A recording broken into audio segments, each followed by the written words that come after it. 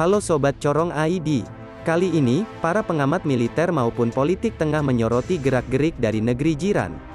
Pasalnya, semenjak pernyataan Malaysia yang menyebut Indonesia hanya diam, di tengah konflik LCS yang semakin meningkat, begitu menyita perhatian berbagai media asing. Nah, untuk kali ini, ada berita yang cukup menghebohkan bos, di mana pihak Malaysia meminta jatah atas proyek pembangunan ibu kota Indonesia. Lantas bagaimanakah berita selanjutnya? Pastikan kalian menyimak informasi yang admin berikan sampai selesai ya bos, agar tidak terjadi salah paham. Sahabat sekalian, wacana pemindahan ibu kota Indonesia dari Jakarta ke Kalimantan Timur, hingga kini masih menjadi perdebatan. Dari perkiraan yang diberikan pemerintah, pemindahan ibu kota Indonesia ke Kalimantan Timur yang tak jauh dari Malaysia, memerlukan biaya sebesar 500 triliun rupiah bos. Sementara itu, pemerintah hanya bisa mendanai 20% melalui APBN dari total dana yang dibutuhkan untuk proyek pembangunan ibu kota baru. Untuk bisa mendanai sisanya, disebutkan oleh Menteri Keuangan, Ibu Sri Mulyani, pemerintah harus menjual atau menyewakan aset yang ada di Jakarta jika ingin memindahkan ibu kota. Saat Indonesia membangun ibu kota negaranya yang baru, anehnya di sini pemerintah Malaysia justru terang-terangan minta jatah proyek ke Presiden Joko Widodo. Hal ini diketahui setelah Indonesia dan Malaysia mengadakan sebuah pertemuan pada Rabu, tanggal 10 November tahun 2021. Di mana pertemuan kedua negara ini menghasilkan sebuah keinginan yang mengejutkan dari Malaysia. Salah satu yang menjadi sorotan adalah ucapan PM Ismail Sabri yang meminta jatah untuk terlibat dalam proyek pemindahan ibu kota baru. Di mana Malaysia ingin dilibatkan dalam proyek ambisius, pembangunan ibu kota negara di Kalimantan Timur yang ditargetkan mulai pindah 2024. Sebagai tetangga Pulau Kalimantan, PM Ismail Sabri meminta Indonesia memperbolehkan warganya untuk terlibat dalam pembangunan di Kalimantan. Entah dari segi wisatawan, bisnis maupun ahli perniagaan Malaysia harus ikut dilibatkan dalam proyek ini. Selain itu, dilaporkan bahwa dalam pertemuan, keduanya membahas 4 hal yang selama ini menjadi isu di antara kedua negara.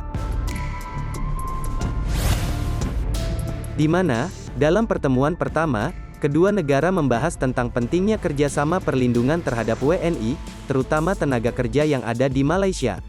Berikutnya dibahas juga soal izin Community Learning Center di Semenanjung Malaysia, ya tujuannya agar prinsip hak pendidikan bagi semuanya terasa.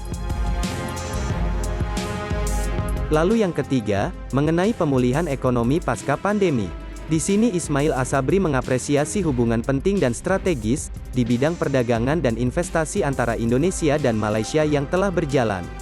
Memang, jika kita lihat perdagangan antara Malaysia dan Indonesia telah mengalami kenaikan sebesar 49% pada bulan Januari-Agustus tahun 2021, yang meningkat dari periode tahun sebelumnya.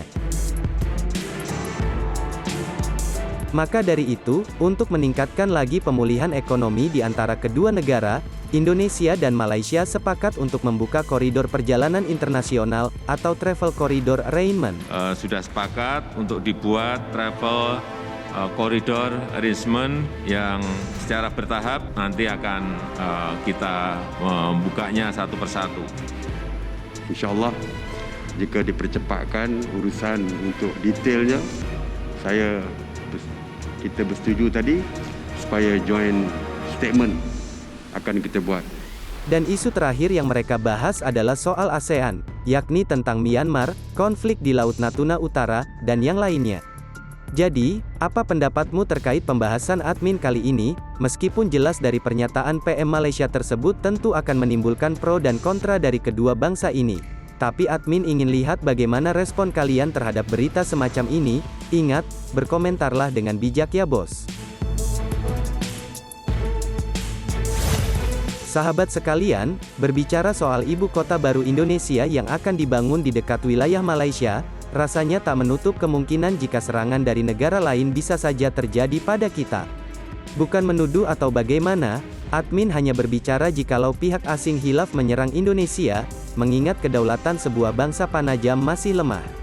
Maka dari itu, mungkin sebaiknya kita harus memikirkan dulu untuk membangun perlindungan di sana bos. Ya misalnya saja membangun pangkalan militer terlebih dahulu di Panajam.